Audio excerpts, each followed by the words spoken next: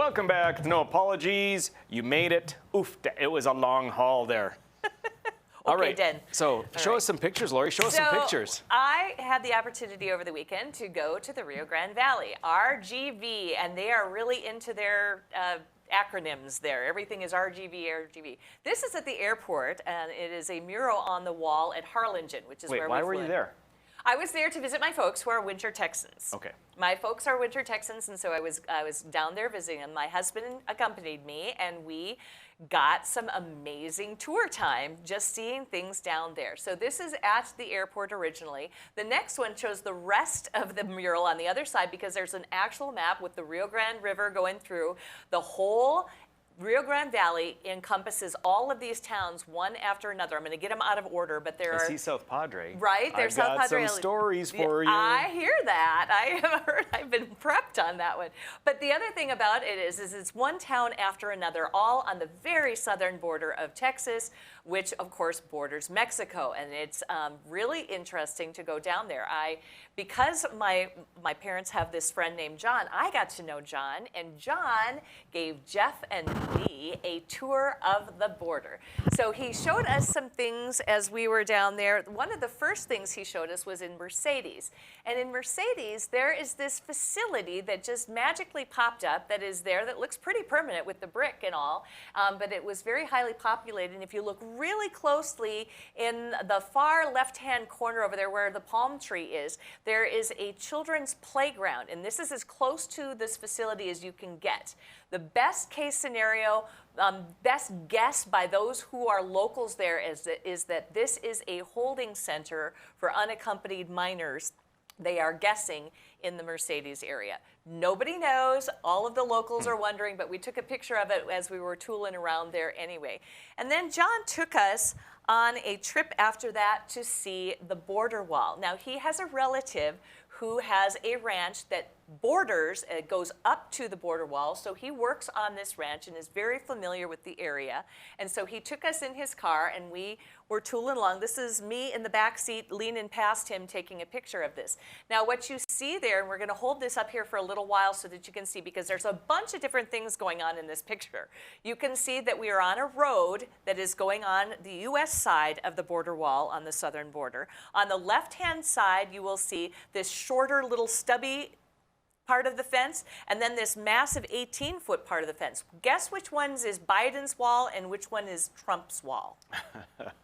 So that you can pretty much figure out. So you've got the 18-footer on the one side, which is Trump's wall, and then you've got the, well, let's fill in this space with this little 5-footer over here on the left-hand side, which isn't going to stop anything or anyone, and that is the Biden part that John said has been filled in. Then you see up ahead, what is that? That's a big old gap. I see someone in the gap, like waiting for a ride. Did you pick up any illegals? We did not. While we were tooling around this border wall, we did see a Border Patrol officer, but we did not see any we looked. We watched for them. This is another view. This time, he took us on the other side over here, and you can see how high this is. So there is about a 10-foot wall of cement on the bottom of this wall. This is on the Mexico side. And their part of their farm is still on the Mexico side where the border wall is. They have to go through the gate to get to part of the ranch, his relative does. So you can see you've got a levee. It looks like the crops are not really doing very well. This is the road. This is just the road. So, okay. All right, moving on. We're going to show some other pictures here too. So this is another view of it too. You can see that there's a road on either side. There's a levee up above there where you see the cement end. That is how high the ground is on the U.S. side. So it makes it a little more deterrent for those people who are trying to jump it. This water feature over on the side, he called it an oxbow. It's just basically, it's not necessarily the Rio Grande. It is not. It's a pool that is a pond, essentially, on the side of the river. So moving on, we're going to show you what the terrain is like on the side. You can see the trees in the distance in that first picture. This is how dense it is in this area of the southern border wall in the Mercedes, Donna area of South Texas, Rio Grande Valley. Now moving on here one more, you will see there are also on the land grapefruit trees. There are citrus trees in there. And in that area, it's very easy to hide in citrus trees and groves and areas like that. And this is a better, bigger view here so that you can see how easy it would be to evade capture if you're in one of the farmers' areas there. So we took a look on the farmer's land, and they were actually building a new structure, and this is how fortified this is. And this is near what he said was going to be a gate for the farmer.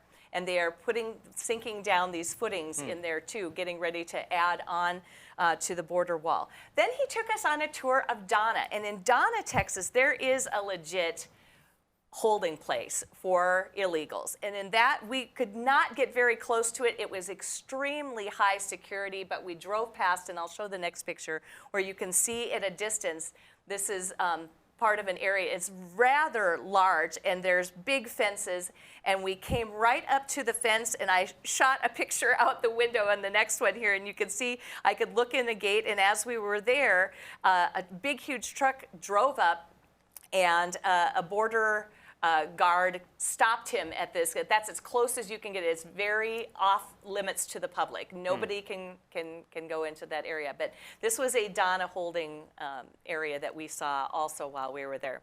So it was very, very interesting. The wall looks nothing like you would really expect it when you see it up close. It's very rusty looking. They purposely have rust on it for some reason, and it wasn't really much of a deterrent because there were so many holes in it, and the places that Biden put were only 5 feet. So That is crazy. it was really interesting. It was very, Wow. very fun. Thank you to John for giving us a very Juan.